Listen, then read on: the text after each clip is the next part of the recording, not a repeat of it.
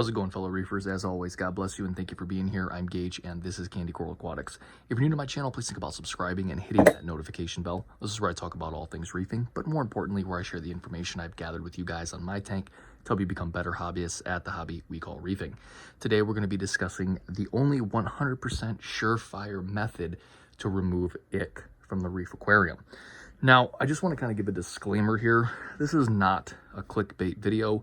This actually really will work so long as you're willing to do it. So let's talk about ick and let's talk about some of the common treatments for ick, how it gets into the aquarium. And then at the end here, I'm going to give you guys my 100% surefire method to remove it from the aquarium if it's already there. So let's go ahead and get started. So ick is probably the most common parasite that you're going to run into in this hobby. In the ocean, ick is pretty prevalent, but you know, it's kind of one of those things where it's really not a big deal in the ocean because of how vast the ocean is. There's a lot of space out there. When we're in the aquarium, however, an ick infestation can completely decimate our entire tank's population in a very short amount of time because the parasite continues to reproduce and reproduce, which means the fish eventually become, you know, in contact with more and more and more of these parasites.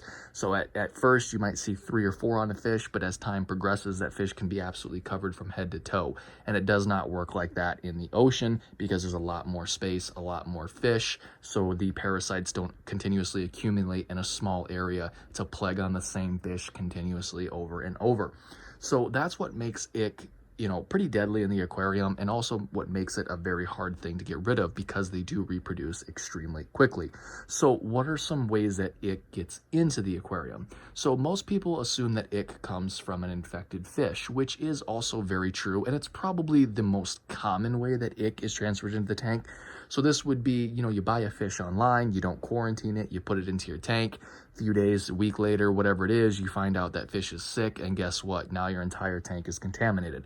This can also happen from buying a fish at a local shop where the fish looks healthy enough, but as soon as you get it home and get it in the tank, the same thing happens.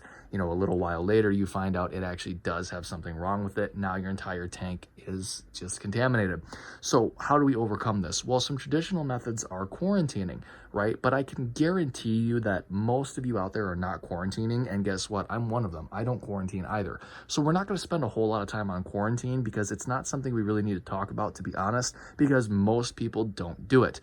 But if you were to purchase a fish either online or at a store, the appropriate, responsible thing to do would be to go home, put it in a tank, and medicate that tank and watch it for 3 to 4 weeks before putting it into your tank. But let's be honest, as I mentioned, how many of us do that? Not many, yours included. So we're going to completely skip past that. So let's say, you know, you messed up, you have ick in your aquarium. What are some common ways of getting rid of it? I would say, without a doubt, the most common way of getting rid of ick is chemical additives, such as PosiPro or IckX or whatever these are called. It's some type of liquid medication that we put into the tank expecting to eradicate the issue.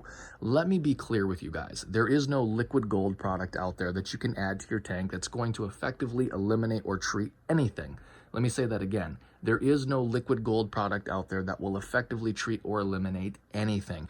Let me give you guys a very short little example. Many years ago, when I had my first reef tank, I, like many new beginners, struggled with nutrient control. I had very high nitrates. So instead of doing a little bit of research and doing the responsible thing, cutting back on feeding, maybe assessing the stock in my tank, doing more water changes, upping my filtration, I figured, well, let me just get on the web. There's got to be a treatment for this. I found a liquid chemical additive that claimed it was reef safe. I added it to my tank because it said will safely remove nitrates. What ended up happening is it ended up killing my blue tuxedo sea urchin, which I did not know about. And when that died, it bombed my tank and I lost thousands of dollars worth of stock in a matter of literally a couple of days. So going back to what I said, guys, there is no liquid gold that's going to treat your tank. Chemical additives are the worst things that you can put in your tank. Now, there are some liquid products out there that are very beneficial, such as, you know, coral foods, reef additives, such as carbohydrates, fatty acids. You guys know I'm huge on adding trace elements and fatty acids to the tank, but that is a completely different scenario. These are things that are actually, you know, part of what these animals need to survive. You and I, we eat a multitude of different foods to get our, you know, amino acids and carbohydrates. It's no different in corals and fish. So those additives are completely fine and very safe so long as you follow the instructions. But when we're talking about liquid medication, regardless of whether the bottle says it's reef safe or not, you need to understand there's still always that possibility that something in your tank, whether it's a fish, a coral, or an invert, could be sensitive to that compound that you're adding to the tank without you knowing.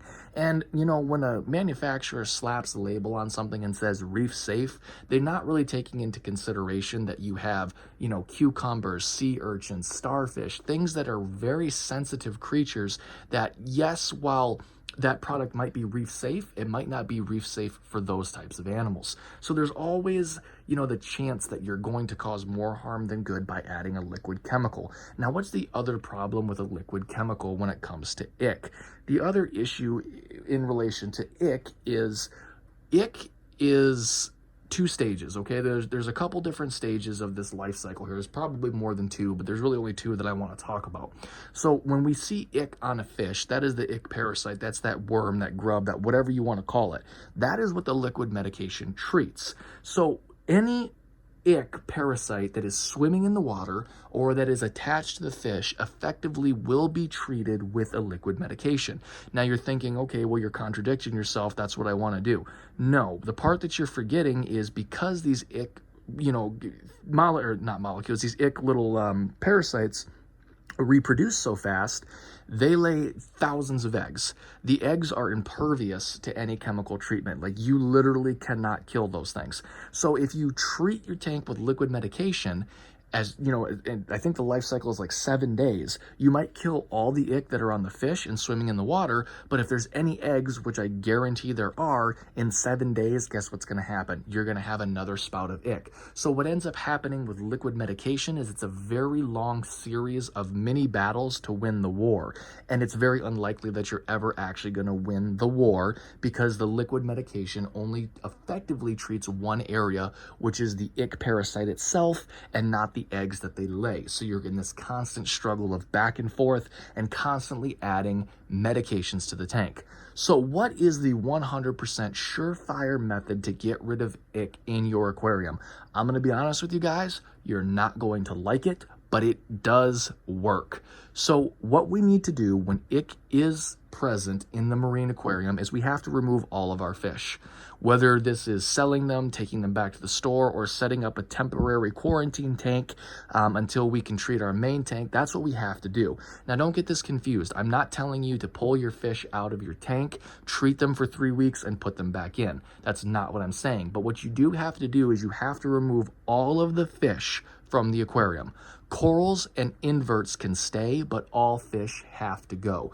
Ick does not feast or eat off of invertebrates or corals. It only feeds off of fish. So when all the fish are removed from the aquarium, the ick parasite has nothing to host on. So it will eventually die. Then you have to leave your tank completely fishless for 72 days, okay? So for 3 months, about 3 months, I would say go 3 months, 72 to 90 days, you're gonna wanna leave your tank completely 100% fishless. Like I said, grow all the coral you want, have as many inverts as you want, but you can't have any fish. After 72 to 90 days, the life cycle of the ick will be complete at 100%, and you can go ahead and safely add your fish back in there. Now, once you have done all of that, the next step that I highly suggest you should do, which you should actually be doing as step number 1 before you ever put fish into your tank, is to find a supplier that you trust.